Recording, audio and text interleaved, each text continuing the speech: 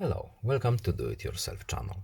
Today I will show you how to add icons to our lock screen in Samsung Galaxy S22. Right now, when we open our lock screen, we have a few things here. Time calendar, no icons anywhere. We can add some. So how to customize it? We need to go to settings, lock screen, and here it is. As you can see, this pluses here. We can add some icons, some functions. For example, let's add phone on the left and something on the right. Where is our camera? I don't see our camera. Yes, here it is, our camera.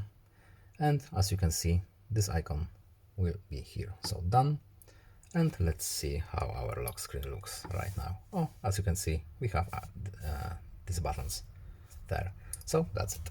I hope this video was helpful to you. Please leave a like and subscribe. Have a nice day and see you in the next video. Goodbye.